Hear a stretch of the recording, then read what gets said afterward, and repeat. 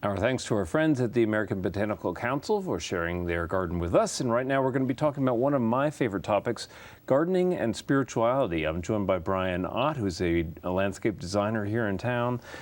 Brian, you've been responsible for creating healing gardens in hospitals, and I know this whole topic is really important to you, so we really appreciate you being on the program. Absolutely.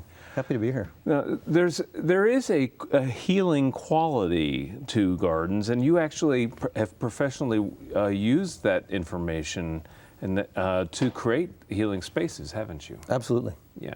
Tell me a little bit about that. The idea that we connect to nature, I think, is something that's innate in us as humans. And, you know, for many years, I think we started to maybe lose our way a little bit as far as the power of nature and the power of the garden and what it can do for us. And so over the past 20 years, I think there's really been a rebirth and understanding that connecting to nature, to being outside, access to natural light and natural air, really create a lot of health value for us. Right. And it's really wonderful to be a part of a kind of a regeneration of these ideas. Yeah, right. And so it's a lot of fun. Yeah, well, fun indeed, and also for many people profoundly important in their lives. You reference just the health benefits of seeing beautiful scenes, being out in the air, being taken out of ourselves and experiencing something in nature. And actually, we were just talking about there's hard data behind this now, really, isn't there? Absolutely. There's been research probably now going on 30 to 40 years that really starts to study not only in just healthcare settings, but in you know, whether it's childhood obesity or attention deficit disorder. The idea that we can walk in nature, the idea that we can explore natural air and natural light.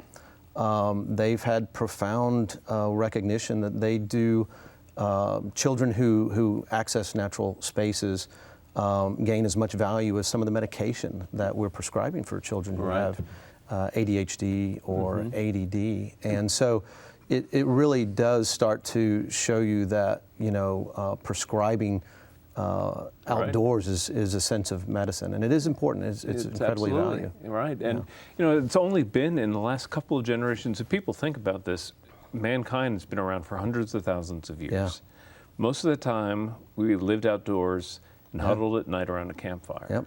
It's only been in recent years, really, that we've kind of divorced ourselves from that kind of thing. I mean, really profoundly in the last 100 years.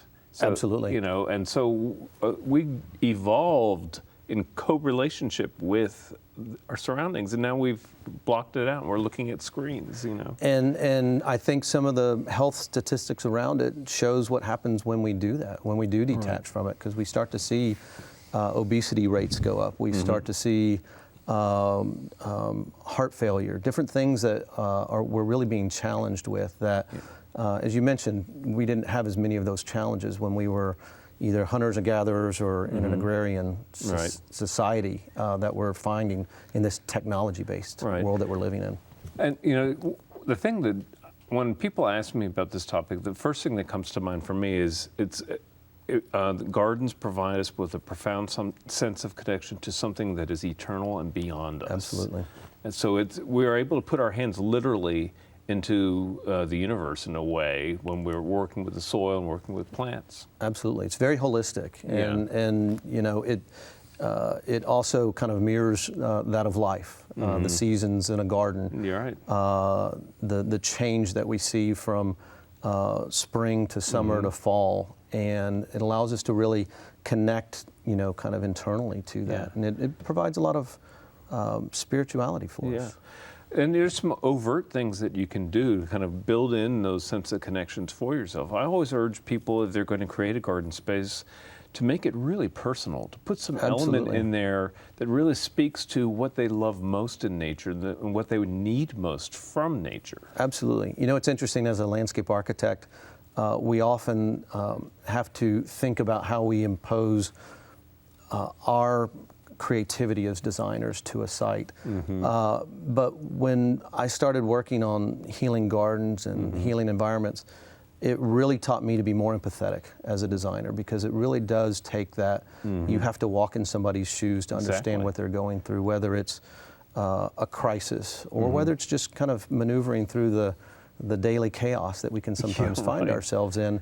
What does it feel like, and what does the garden do for you? Yeah. So even small, intimate spaces can have a lot of value to allow us to really kind of reconnect and kind of explore a little bit. I used to teach a class on how to design a spiritual garden. Yeah. And I'd ask people at the beginning of the class to think back to their childhood and what were the places that were most special to them, the places they loved to go when they were little kids. Absolutely. It was real interesting. With women, it was usually like a hiding place, a cove-like space, a little sanctuary. And 90% of the time, the guys, it was a tree fort. Yep, lots of tree forts, and for me, it was in a creek, Right. about 2 blocks from creeks where I were grew very up. important. Water, Absolutely. yeah. And but those are archetypal places of a promontory that you can look out and scan the landscape, or some Absolutely. place intimate where you can feel sheltered. Right? Absolutely, absolutely. And I think that's what the garden does for us. It provides shelter for us. It provides an escape, and a lot of comfort can be found there. And it's a Right. great place to, as we said, detach a little bit and be able to let the mind explore. And that's, can't be understated how much that the brain, our mind needs to rest. Absolutely needs it. And I had created a garden some years ago, and it became my morning habit. Every morning, I'd do what I called my second cup of coffee walk. Yeah. I'd go out into the garden, and I would walk around a bit, but I would always find a place to sit. And I had multiple sitting areas where you could be secluded, or you could see the whole thing, and I'd sit out there, and amazing things happened as a result. Absolutely. Of the birds and the wildlife coming up to explore you. Yeah. And Yeah. having that interaction was really amazing. it automatically helps declutter the mind and prepares you for the day. Right, which Absolutely. we need in these times. I think, people would say we live in the information age. I say no, we live in the age of distraction. Right. And this is the opposite of that. It builds Absolutely. our capacity for attention. Absolutely. And and one of the other things that we've found in healthcare settings is the main visitors to the garden aren't necessarily the patients. It's No. really there for family, and in a lot of instances, in fact, 50% of it's staff. So when you think about it, it's a place that allows them to kind of recharge, reconnect, so that they can deliver a higher level of health care. Yeah. And so those are really important parts of the puzzle when we think about overall community health and spiritual health. You're saying that reminds me of a story. A very famous museum was designed, I won't say where, but won all sorts of architectural awards, but the whole building was covered with this heavy copper scrim, blocking the interior light. Yeah. Won architectural awards, but the employees working in that museum needed to be given the light breaks during the course of the day, where they had permission to walk outside because they needed it psychologically. Absolutely. It was Absolutely. interesting. And it's easy to sometimes forget those things, or at least it has been in the past.